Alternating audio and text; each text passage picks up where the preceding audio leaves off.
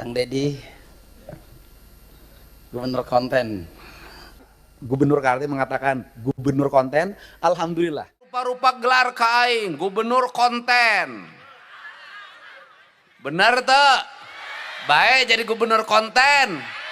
Kembae lumayan, boga YouTube sorangan, boga IG sorangan, boga TikTok sorangan, teu kudu ngulikeun ka batur.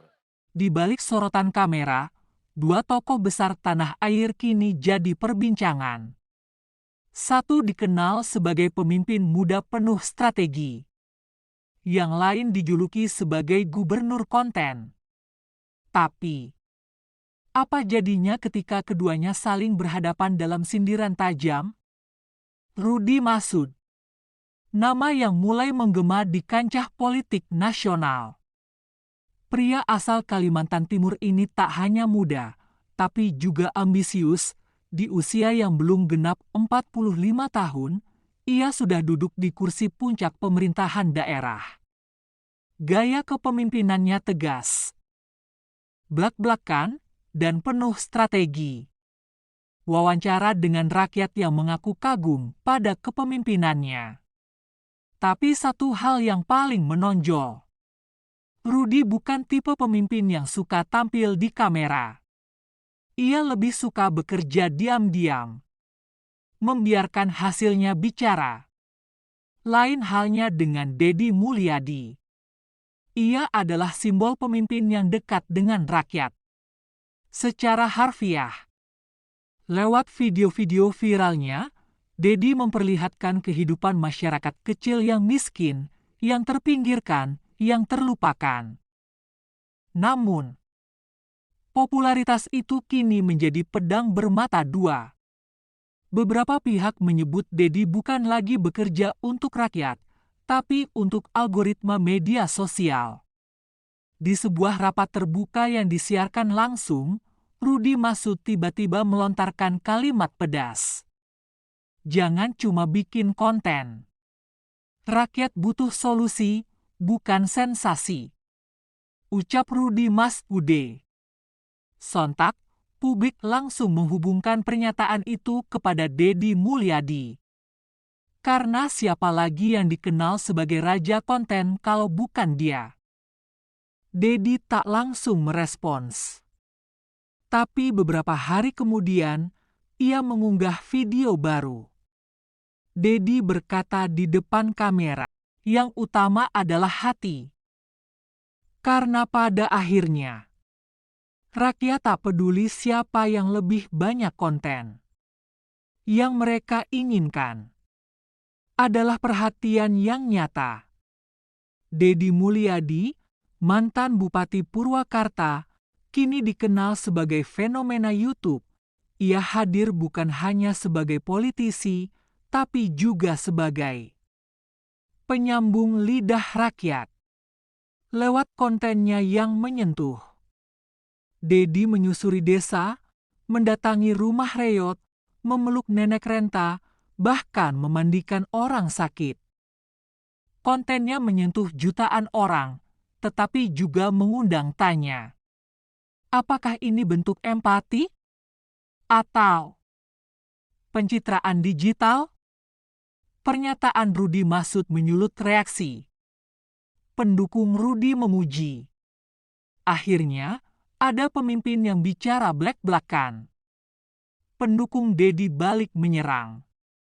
Lebih baik bikin konten yang bantu rakyat daripada diam dan tak terlihat. Perdebatan pun pecah. Muncul dua kutub. Gubernur konten versus gubernur kerja senyap. Dalam wawancara terpisah, Rudy menjelaskan bahwa ia ingin pemimpin fokus pada kerja nyata. Menurutnya, rakyat tak butuh tontonan, tapi butuh jalan bagus, air bersih, dan pendidikan. Namun publik bertanya, mengapa harus menyindir? Bukankah tiap pemimpin punya cara masing-masing dalam mengabdi? Kalau saya bisa membantu rakyat sambil menyampaikan pesan lewat kamera, kenapa tidak? Saya percaya kebaikan itu menular lewat cerita. ucap Deddy Mulyadi. Bagi Deddy, kamera bukan alat pencitraan, tapi jembatan empati.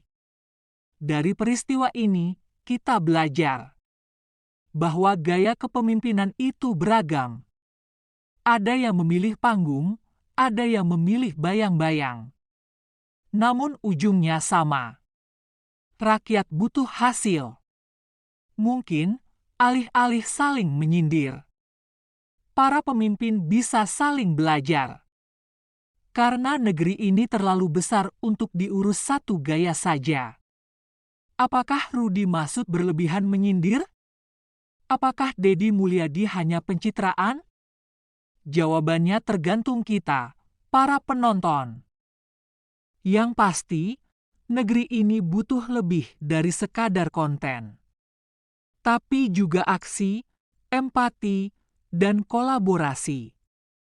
Saya tidak membela siapa-siapa. Saya hanya ingin mengajak kita semua berpikir. Apa arti pemimpin di zaman digital?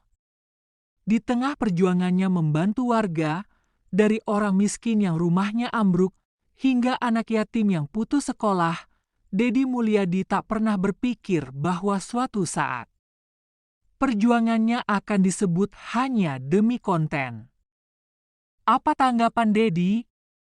Apakah marah? Tidak.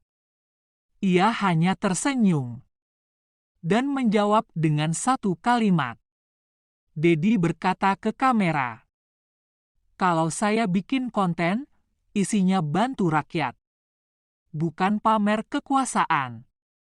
Bagi Deddy, kamera bukanlah panggung untuk pencitraan, tapi jendela agar seluruh Indonesia tahu masih ada rakyat yang butuh diperjuangkan. Apa yang tak banyak orang tahu adalah bagaimana Deddy tetap membantu meski kamera tak menyala. "Pak Deddy bantu kami bahkan sebelum viral," ucap masyarakat. Ia turun langsung, tak pakai protokol, tak pakai jas mentereng. Karena baginya, jadi pemimpin itu bukan soal pangkat, tapi soal keberpihakan. Lalu, salahkah jika perjuangan itu dibagikan lewat media sosial? Bukankah itu cara memperlihatkan realita rakyat yang selama ini ditutupi oleh birokrasi? Saya tidak ingin jadi politisi panggung. Saya ingin jadi pelayan masyarakat, ucap Deddy. Akhirnya Deddy menjawab sindiran itu, bukan dengan kemarahan, tapi dengan pesan yang menampar halus. Kalau konten saya soal rakyat, saya tidak malu disebut gubernur konten. Lebih baik disebut begitu daripada jadi pejabat yang tidak dikenal rakyatnya, ucap Deddy. Jawaban yang bukan hanya untuk Rudi Masud, tapi juga untuk semua yang lupa bahwa politik bukan soal panggung, melainkan panggilan nurani. Di akhir cerita ini, satu hal yang Deddy Mulyadi ajarkan adalah bahwa menjadi pemimpin bukan soal siapa paling hebat bicara, tapi siapa yang paling banyak mendengar jeritan rakyat kecil. Jadi, jika hari ini Deddy Mulyadi disebut gubernur konten, mungkin itu adalah gelar paling mulia karena kontennya adalah tentang kemanusiaan. Komentar netizen pun membanjiri setiap unggahan Deddy. Ini baru pejabat yang ngerti rakyat. Deddy bikin konten, tapi isinya nyata, bukan pencitraan. Kalau semua gubernur kayak dia, mungkin Indonesia lebih baik, ucap netizen. Julukan gubernur konten jadi semacam simbol. Sebuah sindiran yang berubah menjadi pujian. Karena di balik kamera ada aksi nyata. Namun, tidak semua memandang positif. Ada pula komentar sinis. Cuma cari viewer, ujung-ujungnya politik lagi. Ngonten mulu, kerja kapan? pencitraan. Semua demi suara di 2029. Ucap netizen. Apakah benar begitu? Ataukah ini hanyalah cara baru untuk menjadi dekat dengan rakyat? Netizen pun terbelah. Menariknya, Dedi jarang membalas komentar. Ia lebih sering menjawab dengan aksi. Dedi membangun rumah untuk warga miskin, mengangkat anak-anak jalanan, mengantar orang sakit ke rumah sakit. Mungkin inilah cara dia menjawab, bukan dengan kata-kata, tapi dengan karya. Dengan popularitas yang terus meroket, wajar jika muncul pertanyaan, apakah Dedi sedang mempersiapkan diri menuju kursi gubernur yang sebenarnya? Jika benar, maka julukan gubernur konten akan menjadi nubuatan. Tapi jika tidak, mungkin inilah jalan hidup baru, mengabdi melalui layar kaca. Mungkin dunia tak butuh banyak pejabat, tapi dunia selalu butuh banyak pemimpin. Dan pemimpin sejati bisa hadir. Jadi, bagaimana menurutmu? Apakah Dedi Mulyadi layak disebut gubernur konten? Atau justru dialah gubernur yang sebenarnya? Terima kasih sudah menyaksikan. Jika kalian merasa konten ini membuka mata, jangan lupa untuk subscribe, like, komen, dan share ke teman-teman kalian. Karena satu suara kebenaran bisa menginspirasi perubahan.